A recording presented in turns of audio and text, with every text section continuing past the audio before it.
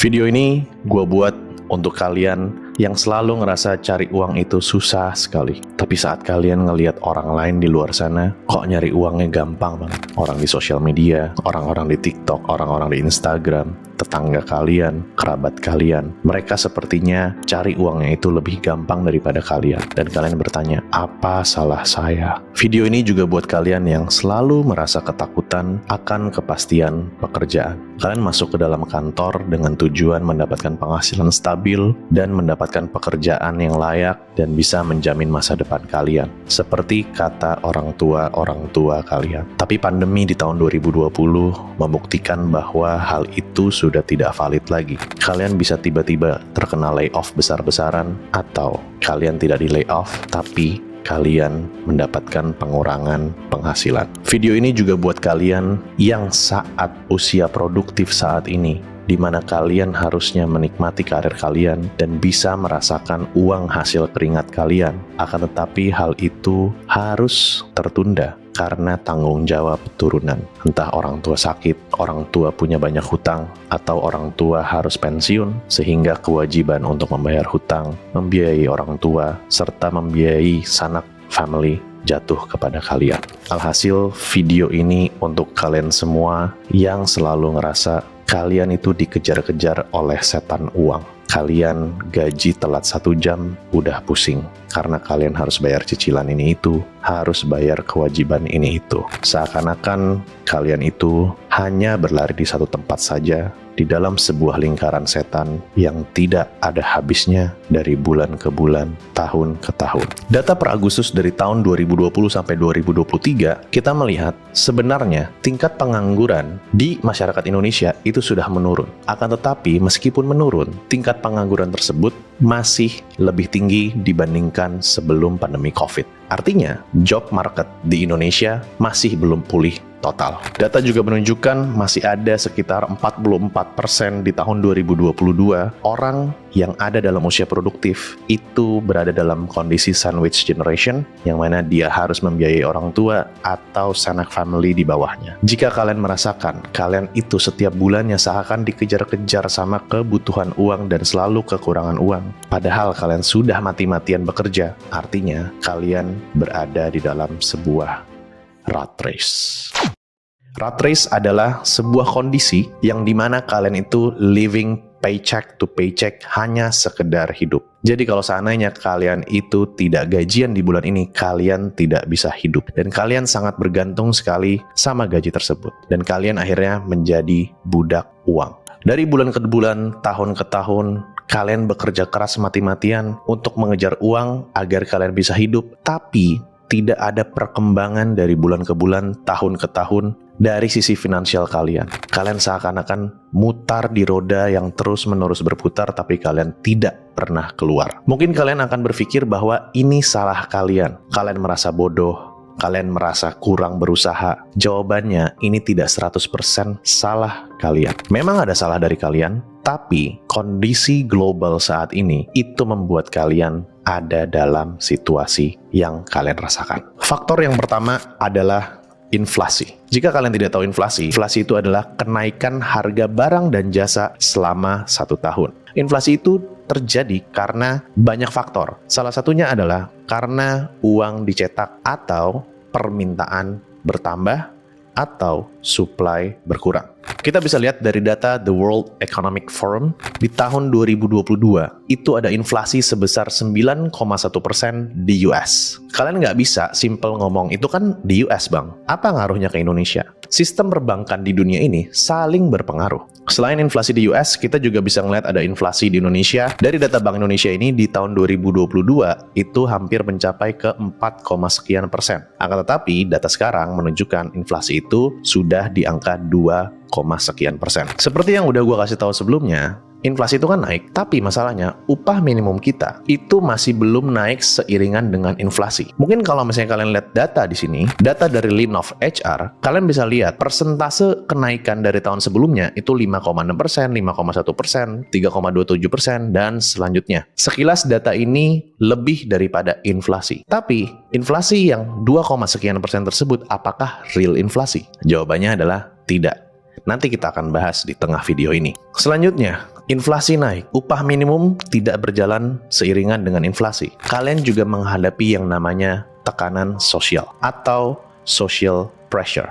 Tekanan sosial ini membuat kalian itu keluar lebih banyak uang dibandingin uang yang kalian dapatkan. Contohnya, kalian punya teman satu kantor, teman itu beli handphone baru, atau beli jam tangan baru, atau punya hobi baru.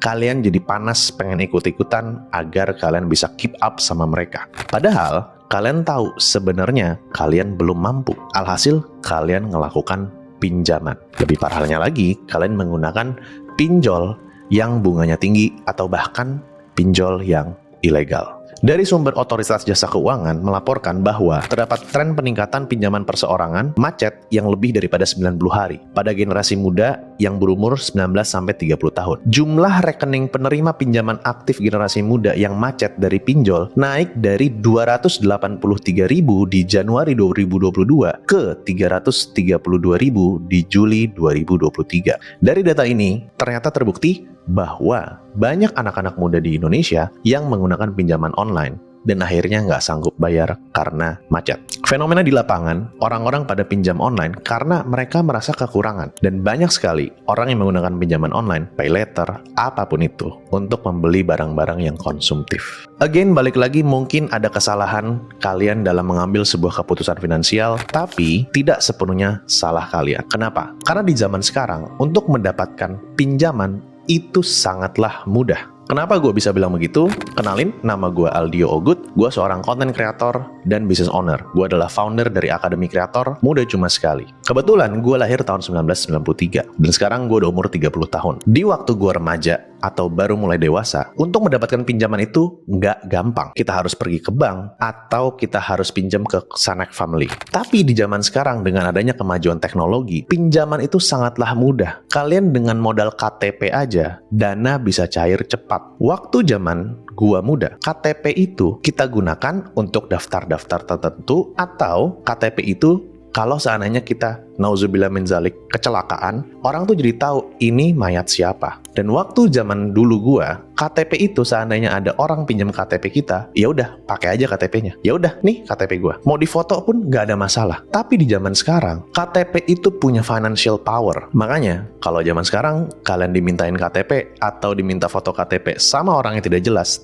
tanpa kejelasan tujuannya, kalian pasti nggak mau karena takut dipakai pinjol. Nah, inilah salah satu faktor yang membuat kalian itu lebih gampang untuk dapetin pinjaman dibandingin generasi sebelumnya. Dan yang lebih parahnya lagi, pinjaman itu digunakan untuk hal yang konsumtif dan sifatnya tidak necessary. Bahkan, dari beberapa temen gue bilang, ada kerabatnya yang menggunakan pinjol untuk judi online. Selain inflasi dan pinjaman, hal yang membuat kalian ada dalam kondisi seperti ini adalah karena perkembangan teknologi. Kita bisa melihat faktanya di lapangan, AI atau Artificial Intelligence itu sudah berkembang sangat gila-gilaan. Bahkan beberapa perusahaan-perusahaan seperti Google, Amazon, dan lain-lainnya udah berencana untuk nge-lay off karyawannya karena udah melihat efisiensi dari mengganti karyawannya dengan artificial intelligence. Itu tadi dari kondisi globalnya dan kondisi eksternalnya. Ada kondisi dari lapisan yang lebih kecil, yaitu pada saat kita sekolah, kita nggak pernah diajarkan tentang uang. Semua yang ada di sekolah berfokus kepada kita untuk dididik menjadi pegawai. Dan kalian terus-terusan didoktrin untuk sekolah yang benar, biar nilainya bagus, masuk universitas bagus, dapetin IPK yang bagus, biar kalian bisa ngelamar kerja, diterima kerja, naik jabatan, nabung di bank, cicil kendaraan, cicil rumah, sampai akhirnya kalian pensiun dengan bahagia. Dan akhirnya mayoritas dari kita punya template hidup sampai ke depannya seperti itu. Hal tersebut karena saking seringnya berulang-ulang didoktrin kepada kita dan saking banyaknya orang yang menganggap bahwa itu benar, akhirnya masuk ke dalam pikiran bawah sadar kita dan kita menganggap itu adalah sebuah hal yang benar. Sama seperti contohnya sarapan. Apakah kalian pernah dengar? Sarapan itu adalah makan terpenting dalam satu hari kalian. Kenapa? Alasannya karena sarapan itu memberikan energi yang besar sampai kalian satu hari full. Padahal coba kalian pikirkan deh, kalau misalnya kalian ingat orang-orang zaman dulu, terutama yang muslim, bukankah sering di zaman Nabi, di zaman Rasul, orang itu berperang saat bulan puasa? dan dia aman-aman aja. Dan gue pribadi dari umur 19 tahun, berarti udah 11 tahun, gue udah menerapkan yang namanya intermittent fasting. Gue nggak pernah sarapan. Setiap pagi gue cuma minum air putih dan ngopi hitam tanpa gula. Dan sampai sekarang gue nggak ada masalah. Kalau misalnya kalian pernah iseng bertanya kenapa saya harus sarapan dan kalian riset sampai dalam rabbit hole tersebut, kalian akan ketemu sebenarnya sarapan itu harus banyak adalah sebuah propaganda.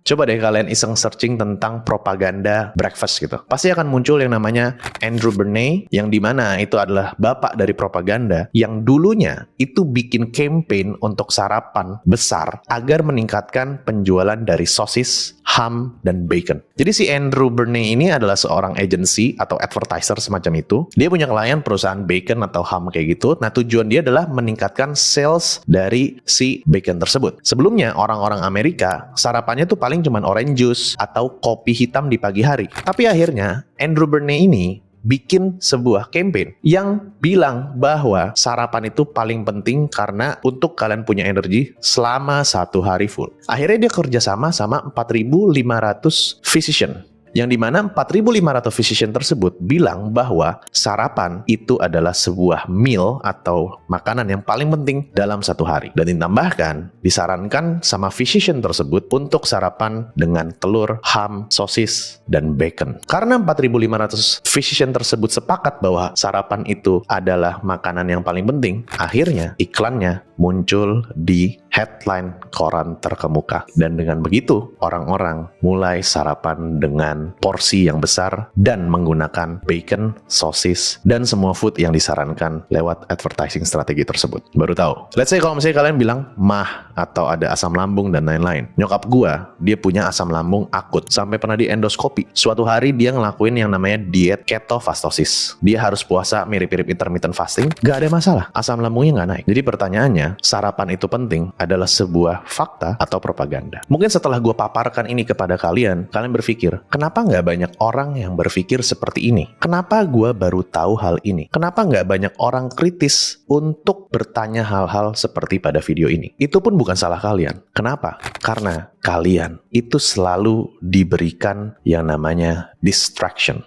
Kalian tidak sempat mengkritisi hal seperti ini karena keseharian kalian sibuk dengan distraksi-distraksi yang ada dan dibuat seperti gosip artis, siapa yang cerai, siapa artis menikah dengan artis siapa, gosip perselingkuhan, scrolling sosial media yang gak jelas, ikutan perang sama antar netizen, pendukung siapa, akhirnya kalian disibukin sama distraksi. Dan gue yakin banget kalian yang udah nonton dari sini, beberapa dari kalian ngerasa kayak fuck you bang, lu ngomong apa sih? Apa itu faktanya? Dan kalian gak mau dengar. It's okay, gak ada masalah. Karena gue keinget tentang analogi dari Allegory of the Cave-nya Plato. Jadi kalau kalian lihat gambar ini ada cerita. Jadi ini ada sebuah goa. Orang ini dirantai dan tidak bisa kemana-mana di goa tersebut dari lahir sampai dewasa. Dan goa tersebut dilindungi oleh sebuah tembok. Di belakang temboknya ada orang-orang yang memberikan gambaran-gambaran, dan gambaran-gambaran tersebut dinyalakan api sehingga ada bayangan-bayangannya.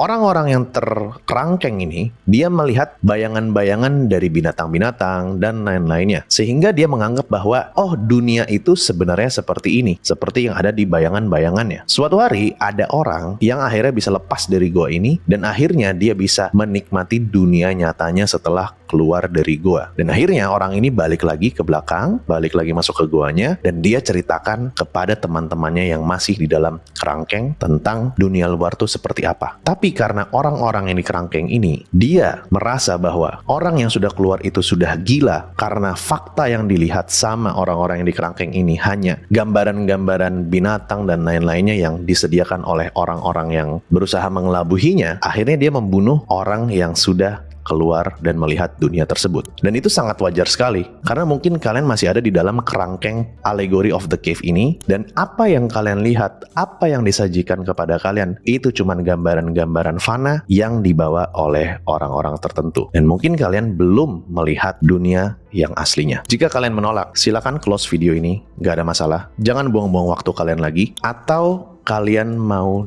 do something, melakukan sesuatu untuk merubah hidup kalian. Video ini akan ngebawa kalian untuk bisa keluar dari rat race dan bisa memiliki hidup yang lebih banyak. Bukannya gampang, pasti jalannya susah. Nggak ada yang bilang gampang, tapi kalau kalian berjuang, konsisten, dan disiplin, kalian bisa keluar dari rat race ini dan bisa meningkatkan socio-ekonomi kalian. Dan yang paling penting, kalian punya freedom of choice dan kalian tidak dikejar-kejar lagi oleh uang. Jika kalian mau itu, sediakan waktu lagi untuk nonton video ini sampai habis. Sebenarnya alasan terbesar kalian harus nonton video ini adalah karena seandainya kalian menghadapi suatu krisis ke depannya, baik itu perang, krisis moneter, atau apapun itu, middle class dan orang-orang yang ada di kelas bawah itu akan selalu jadi korban saat terjadi krisis. Kalian sudah lihat faktanya, waktu krisis pandemi COVID, banyak orang-orang yang tiba-tiba di layoff, banyak orang-orang yang tiba-tiba kehilangan pekerjaannya. Padahal dia adalah seorang yang giat bekerja, tapi karena kondisi dunia, orang yang rajin ini akhirnya menjadi korban. Dan dia nggak tahu, dia have no idea kenapa ini bisa terjadi. Dan gua nggak mau orang-orang itu, kalian-kalian ini yang semangat bekerja, orangnya baik, terkena dampaknya. Makanya gue sadarkan kalian. Dan gue yakin ekonomi itu selalu punya siklusnya. Siklus baiknya dan siklus turunnya. Kalian harus selalu bersiap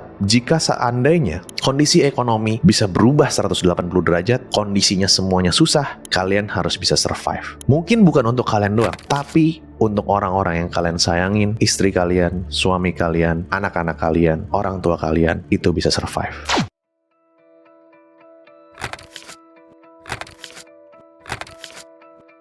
Untuk itu, kalian butuh yang namanya adalah escape plan atau rencana untuk keluar dari rat race. Tujuan dari video ini dibuat bukan untuk membuat kalian bergelimang harta atau kalian kaya 7 turunan. Tapi tujuan video ini dibuat adalah agar kalian bisa memiliki cukup uang dan akhirnya kalian bisa keluar dari perbudakan uang atau rat race tersebut dan kalian bisa mendapatkan freedom of choice. Karena sayangnya, untuk kalian keluar dari perbudakan uang, kalian harus punya uang.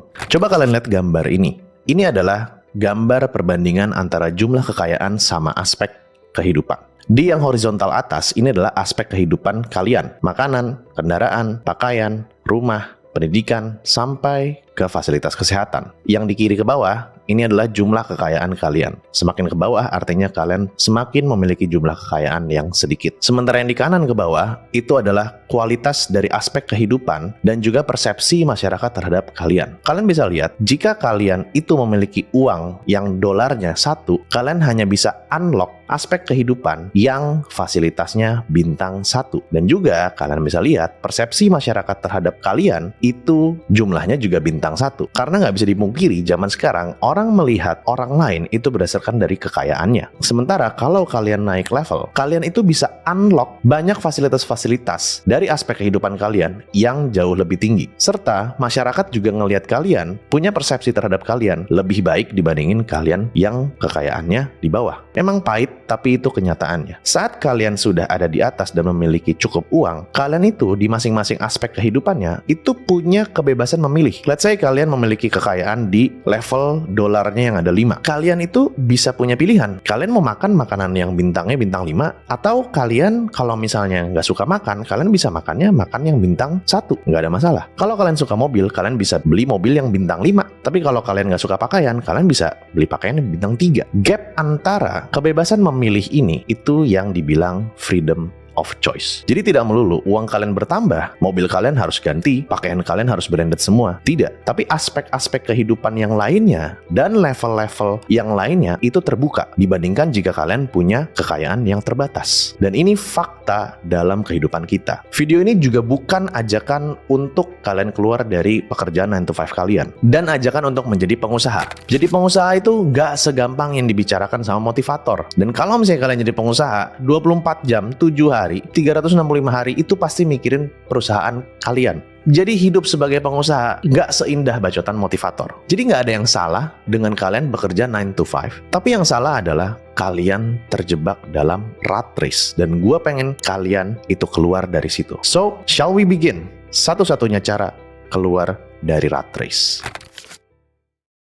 Untuk kalian keluar dari rat race, itu ada 3 komponen yang mengarah kepada satu tujuan, yaitu adalah safety net. Safety net itu artinya kalian memiliki cukup uang untuk merasa aman, untuk merasa nyaman, walaupun ada kondisi yang berubah dari faktor eksternal. Misalnya, kalian di layoff. Saat kalian di layoff, kalian tuh nggak kebakaran jenggot. Kalian masih bisa hidup enak, masih hidup tenang, masih ada pegangan. Yang jadi masalah adalah, kalau kalian tidak punya safety net ini, saat kalian di layoff, kalian langsung pusing. Well-being kalian atau kesejahteraan kalian langsung terganggu saat itu juga. Dan jika kalian sudah membangun safety net kalian tuh jadi punya freedom of choice. Dan akhirnya, kalian terhindar dari sesuatu hal yang haram atau ilegal. Coba bayangin seperti ini. Let's say kalian itu gajinya 3 juta. Terus kalian punya hutang 20 juta. Nah, tiba-tiba kalian ditawarin untuk mempromosikan judi online dengan bayaran 5 juta satu kali posting. Padahal followers kalian kecil. Apakah kalian terima atau tidak? Kalau misalnya kalian ada di posisi itu, kemungkinan besar kalian terima. Kecuali iman kalian benar-benar kuat. Bayangin, 3 juta penghasilan kalian belum untuk hidupnya, punya hutang 20 juta. Kalau kalian dapat 5 juta, kalian bisa tutupin hutangnya jadi sisa 15 juta. Belum lagi kalau misalnya bunga berbunga karena hasil pinjol. Nggak ada yang tahu.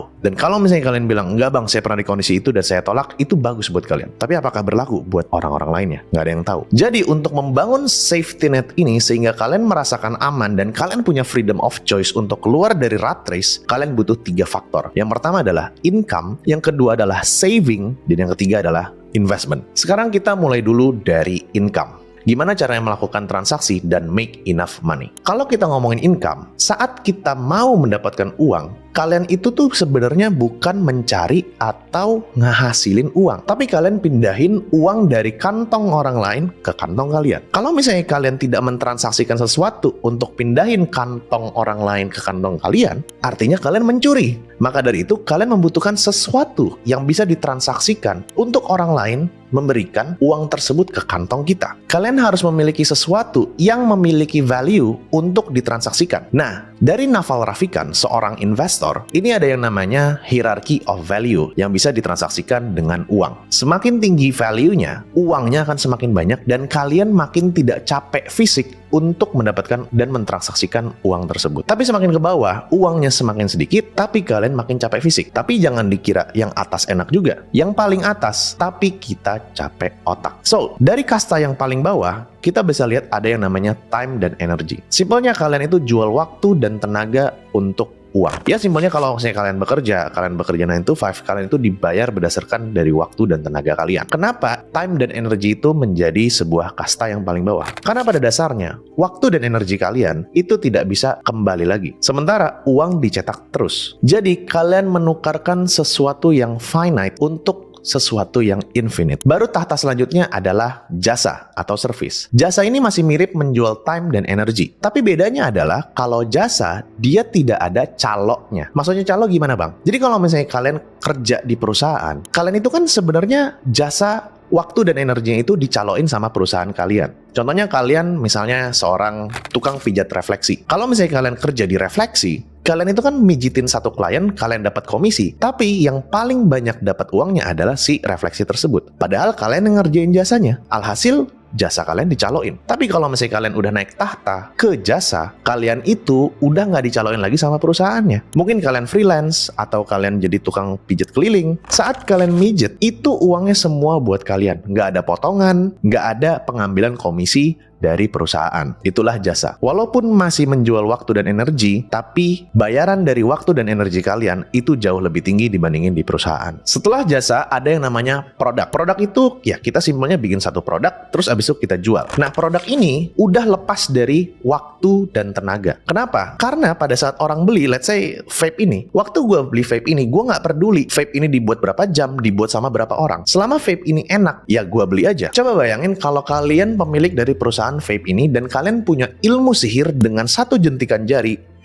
jadilah 100.000 vape dan kalian jual. Artinya apa? 100.000 vape itu costnya cuma 1 kali jentikan jari. Dan kalian bisa dapetin uang dengan menjual 100.000 vape tersebut. Jadi tidak ada hubungan erat sama time dan energi. Dan juga saat kalian bikin produk ini, kalian bisa menggunakan time dan energi orang lain. Selanjutnya adalah information. Information bedanya dengan produk adalah kalau produk, dia itu ada fisiknya. Dan saat kita sudah membuat produk dan kita jual, uang yang kita dapatkan itu harus dikembalikan lagi untuk stok produknya. Sementara kalau informasi, itu kita tidak perlu untuk mengeluarkan cost banyak untuk menciptakan informasi lainnya. Karena informasi adalah dari sini. Sehingga yang namanya marginal cost of replication-nya sangat kecil. Artinya, biaya untuk mereplikasi informasi-informasi tersebut itu sangat kecil, hampir nol. Simpelnya, kita bikin konten seperti ini. Gue masih bakalan dapetin AdSense terus-terusan. Tapi gue syutingnya sekali doang. Untuk orang kedua, orang ketiga, orang keempat nonton video gue, itu nggak diperlukan gue syuting lagi. Dan ini berkat adanya teknologi. Contoh lainnya adalah kelas online. Syutingnya sekali, tapi setiap member yang baru datang, itu ngasilin uang buat orang yang punya perusahaannya terus-terusan. Atau kita bikin ebook, atau kita bikin rekaman webinar. Itu semua adalah jualan informasi. Dan yang terakhir adalah jualan uang atau IP, intellectual property. Jualan uang maksudnya simpelnya seperti apa? Jualan uang itu simpelnya kayak bank. Modalnya uang, akhirnya dia berikan pinjaman kepada orang dan menghasilkan uang lagi. Walaupun menurut Islam itu adalah riba. Tapi ini buat contoh aja. Dan kalian bayangin, kalau kalian punya uang dan produk kalian adalah uang,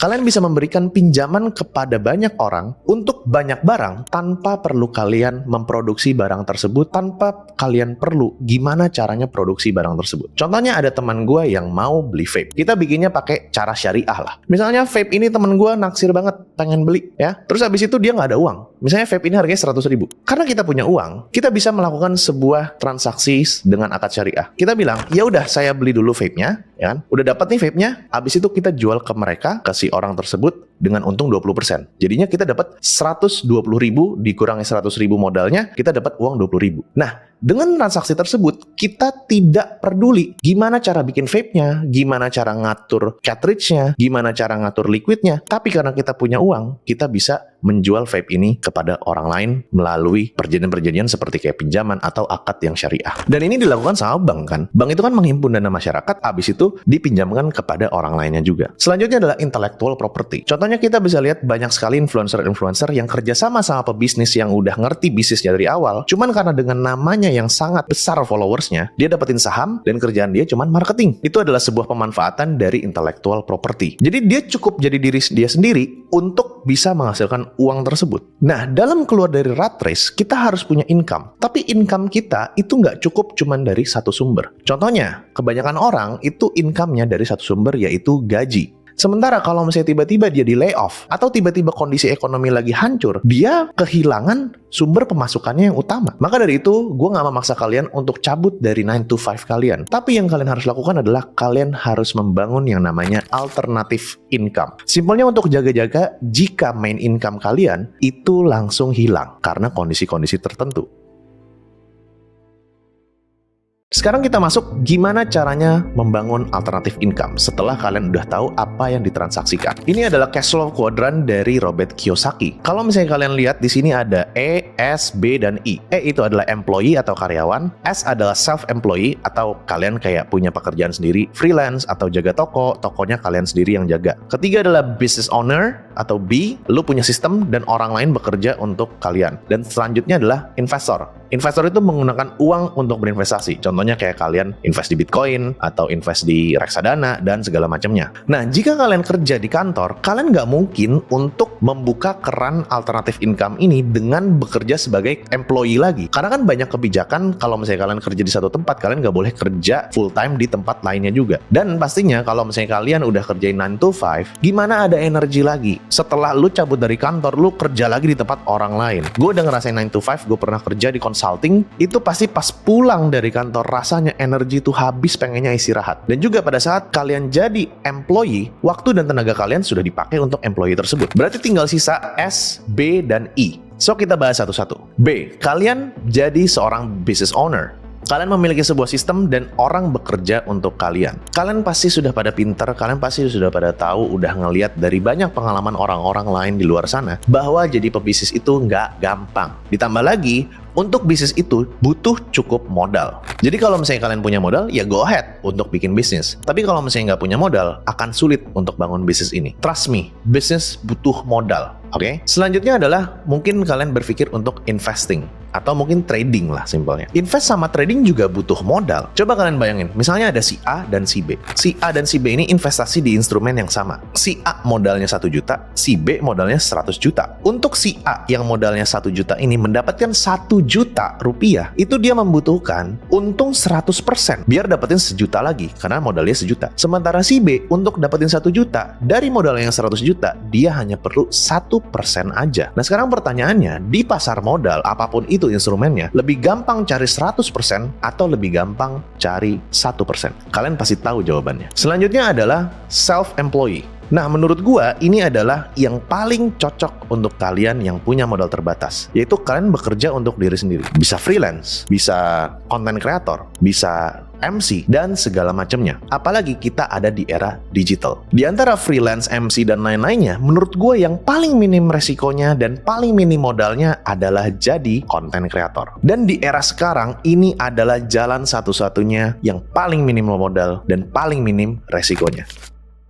Sekarang coba lu pikirin deh, kalau lu jadi content creator modalnya apa? Handphone, udah bisa sekarang. Mungkin lu harus beli mikrofon 100.000, atau mungkin lu mau beli ring light, ada yang 300.000, 200.000. Coba compare sama kalau misalnya lu punya bisnis, lu harus stok dan lain-lainnya. Dan compare kalau investment, nggak berasa kan? Invest 1 juta. Terus kita lihat resikonya apa kalau jadi content creator. Let's say lu tiba-tiba malu, terus lu sepi, lu mau quit jadi content creator. Ya udah, tinggal delete account. Sementara kalau misalnya lu investment, ya lu nyangkut di situ investasinya. Atau kalau misalnya lu bisnis, lu udah nyetok barang banyak, stoknya di stok mati, dead stock namanya. Sementara jadi content creator, ya modalnya cuma itu doang yang udah dijelasin. Paling tambah modal kuota. Dibanding kuotanya lu pakai buat nonton bokep, nonton yang enggak, ya mendingan lu pakai untuk berkarya. Gue bukan ngomong gini karena gue punya kelas content creator ya, namanya Akademi Kreator. Bukan, tapi memang ini kenyataannya di era sekarang yang paling mudah, yang paling minim resiko dan paling minim modalnya adalah content creator. Bukankah kalian sering ngeliat, apalagi pas pandemi waktu 2020, banyak orang-orang yang hidupnya berubah cuman gara-gara bikin konten. So, wake up. Karena kalau misalnya kita jadi content creator, yang kita bangun adalah social currency. Di dunia ini ada 3 jenis currency. 1, fiat currency. Fiat currency itu ya mata uang kita, uang kertas, rupiah, dolar, yen, dan lain-lainnya. Selanjutnya adalah cryptocurrency. Ya, Bitcoin, altcoin, dan lain-lainnya. Kebanyakan orang fokusnya sama fiat currency dan cryptocurrency ini doang. Tapi ada satu hal yang bisa kalian bangun dan itu bisa membuat kalian menghasilkan uang dan ditransaksikan, yaitu adalah social currency. Contohnya kayak gini, temen gue punya kerabatnya ini adalah seorang influencer. Dia adalah seorang influencer travel. Suatu hari dia pengen pergi ke Hong Kong. Nah, pada saat dia mau pergi ke Hong Kong, dia kontak-kontakin beberapa hotel di Hong Kong untuk menawarkan kerjasama, ngasih tahu portofolionya dan lain-lainnya. Dan akhirnya orang Hong Kong tersebut setuju untuk memberikan penginapan dalam mungkin beberapa waktu, ditukar dengan dia posting konten di sosial medianya dia. Coba bayangin,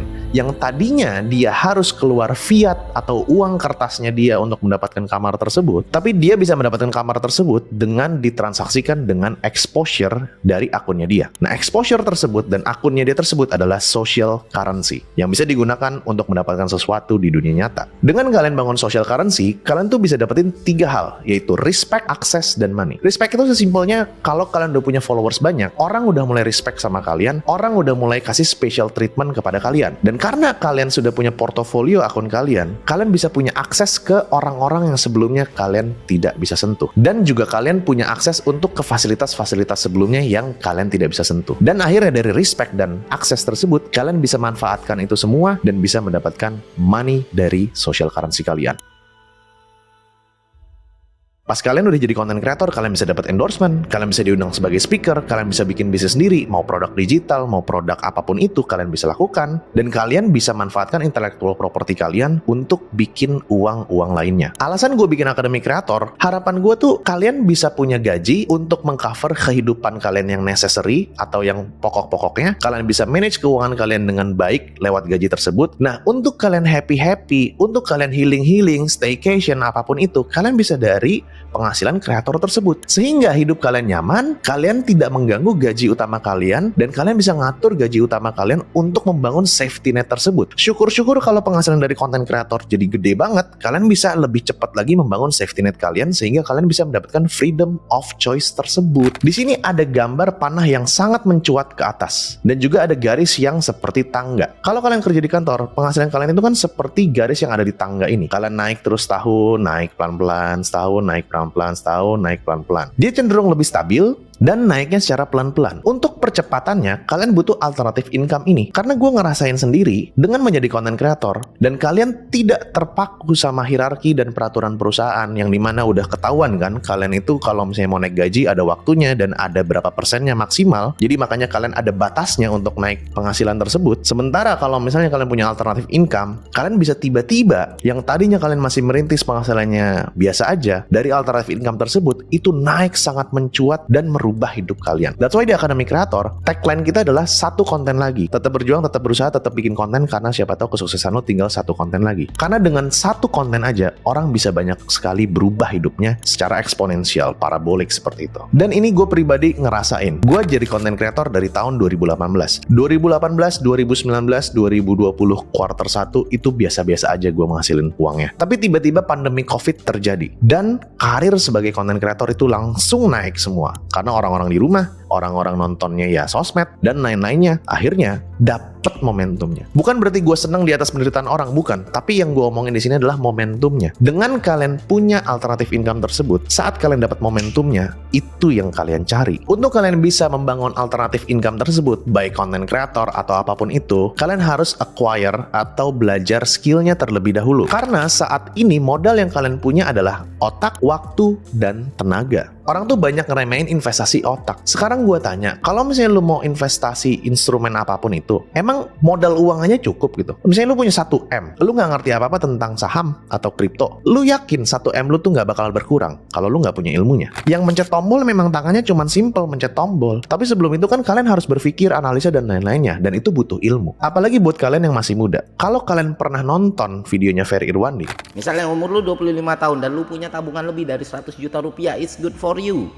Dan kalau sekarang umur lu 30 tahun dan lu punya uang 1 miliar lebih, it's good for you. Dan itu nggak impossible, dan itu mungkin saja. Tapi kalau lu nggak punya tabungan 100 juta di usia 25 tahun, atau lu nggak punya kekayaan 1 miliar di usia 30 tahun, it's okay, nggak masalah. Lu nggak kebangetan dan wajar-wajar saja.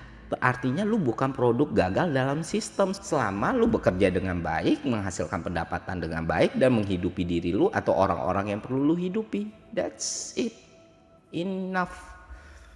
Karena balik lagi di usia muda yang perlu kita perbesar porsinya, yang perlu lebih dominan adalah human capital yang lu miliki gitu. Saat kalian muda, mungkin kalian memang nggak punya financial capital yang tinggi. Tapi yang kalian punya adalah human capitalnya. Yaitu apa? Yaitu tenaga, waktu, dan otak. That's why kalian harus pelajarin skillnya. Terserah kalian mau ikut kelas gua, mau belajar di luar lain, nggak ada masalah. Cuma bedanya kalau ikut kelas gua adalah kalian nggak perlu ngelakuin kesalahan-kesalahan yang gua lakukan, dan kalian bisa dapetin fast tracknya untuk nyampe ke sana menjadi seorang content creator. So, jadi untuk keluar dari rat race dan membangun safety net tersebut, pertama kali kalian harus lakukan adalah punya main income dan punya alternatif income. Selanjutnya kita masuk ke dalam saving. Setelah kalian udah bisa meningkatkan penghasilan kalian, akan sangat percuma kalau kalian tidak bisa menyimpan uang kalian. Misalnya, dari main income kalian udah aman, terus abis itu alternatif income kalian udah mencukupi dan bahkan lebih dari cukup. Kalau misalnya kalian nggak bisa menjaganya, kalian akan sia-sia. Kalian akan balik lagi ke rat race. Rumus untuk nabung itu simple, cuma ada 3, yaitu uang masuk, uang keluar, sama uang sisa.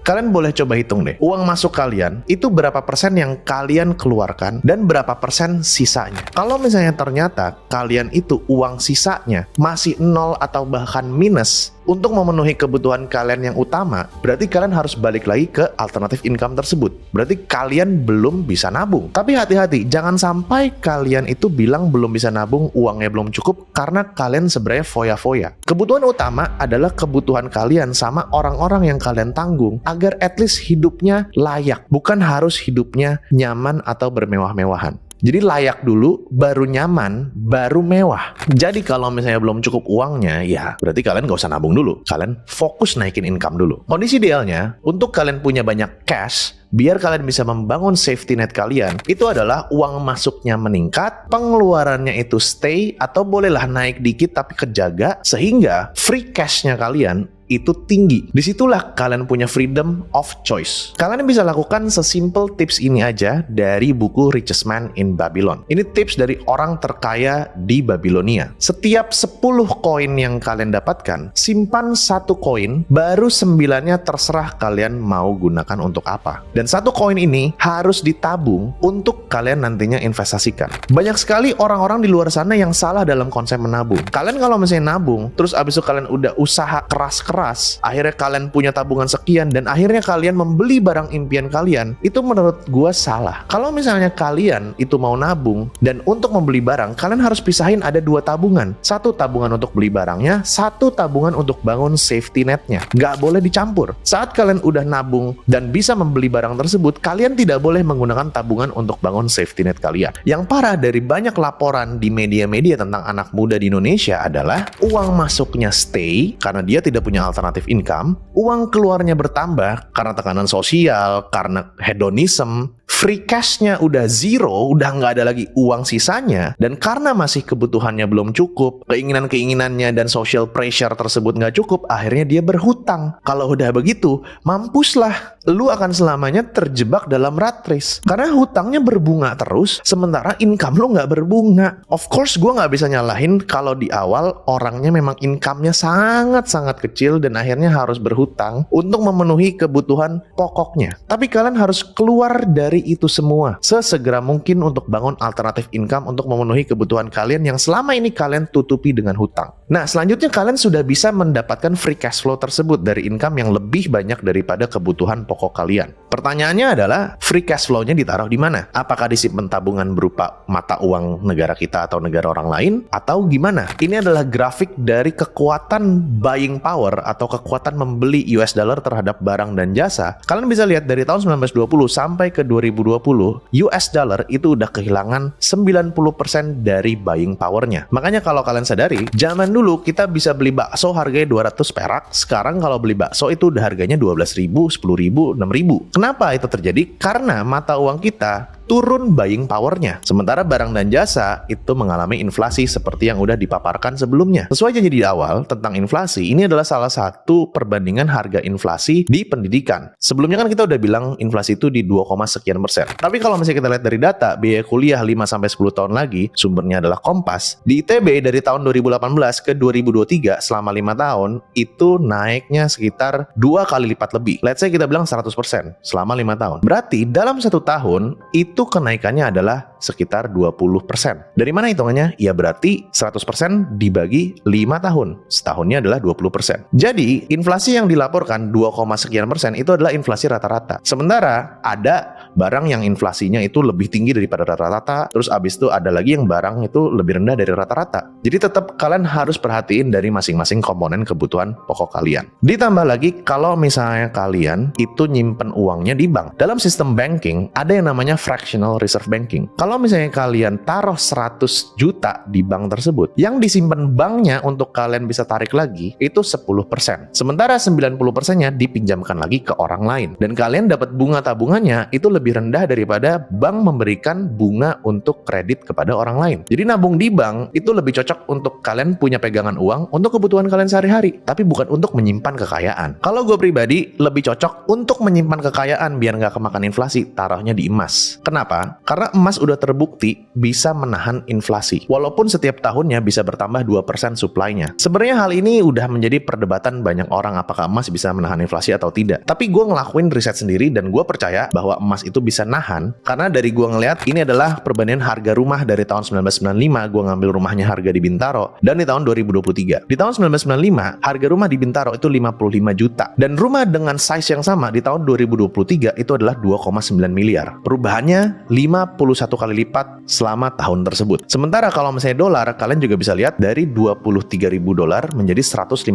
dolar. Sementara gold itu dari 1,9 kilogram emas jadi 2,9 kilogram emas. Cuma nambah 1 kilo doang. That's why gua prefer naruhnya di emas. Bukan untuk kaya, tapi untuk jaga nilai kekayaan lo. Tapi coba kalian perhatiin, kalau misalnya kalian punya 700 juta di tahun ini, kalian mungkin masih bisa beli rumah di tahun berikutnya, tapi perhatiin deh, rumahnya size-nya makin kecil. Kayak kalau misalnya kita makan beng-beng atau biskuit better gitu. Zaman dulu biskuitnya tuh gede-gede, tapi sekarang biskuitnya makin kecil. Nah, selanjutnya kalau kalian udah bisa nabung, kalian enak nih, udah punya cash nganggur yang bisa kalian lakukan step berikutnya, yaitu investment. Investment ini tujuannya adalah memultiplikasi atau melipat gandakan uang kalian walaupun kalian tidak bekerja untuk melipat gandakan uang tersebut. Dari grafik sebelumnya, yang dimana kalian ada income yang alternatif sehingga bisa naik melejit parabolik, dan juga kalian punya income steady dari kantor kalian yang bentuknya seperti garis tangga ini, dengan melakukan sebuah investasi, kalian bisa mendapatkan exponential growth. Jadi, kalian tetap dapat gaji bulanan, kalian dapat alternatif income yang tiba-tiba karena momentum bisa naik banget, dan uang-uang yang udah kalian kumpulkan itu juga bisa berlipat-lipat ganda saat kalian itu tertidur. Karena kenapa? Economic cycle atau siklus ekonomi itu selalu berputar. Berputarnya itu simple banget. Kayak ada musim semi, musim panas, musim gugur, sampai ke musim salju atau winter. Spring, summer, fall, and winter. Kalau misalnya kalian lihat dari grafik ini, kalian bisa lihat beberapa investasi-investasi yang cocok untuk dari masing-masing si musim tersebut. Dan kalau misalnya kalian lihat di dalam bulutan-bulutan ini, banyak tanda-tanda yang bisa memberikan kita signal ekonomi cycle ini lagi ada di mana. Contoh simpelnya, video ini dibuat di Februari 2024. Coba bayangin kalau misalnya kalian beli investasi Bitcoin di tahun 2023, tepatnya di bulan Februari atau Januari, itu Bitcoin masih di harga belasan ribu sampai 20 ribuan. Sementara sekarang udah ada di 43 ribu per video ini direkam Februari tanggal 3. Jadi uang yang kalian punya, kalian taruh di instrumen investasi dan akhirnya naik. Padahal kalian nggak ngapa-ngapain. Mungkin kalian cuma pantau atau kalian lihat grafiknya, tapi kekayaan kalian naik. Untuk melakukan ini kalian butuh ilmu investasi. Dan gua nggak mau kasih ilmu investasi di sini karena gua nggak mau jadi financial advisor kalian. Takut kesalahan. Tapi ada satu tips investasi yang bisa kalian atur untuk portofolio kalian. Let's say kalian udah punya free cash. Kalian bisa pakai yang namanya barbell strategi. Sebenarnya barbell strategi ini kalau kalian bayangkan tuh kayak barbell di gym aja. Kan ada yang tengahnya tiangnya, terus abis itu ada bebannya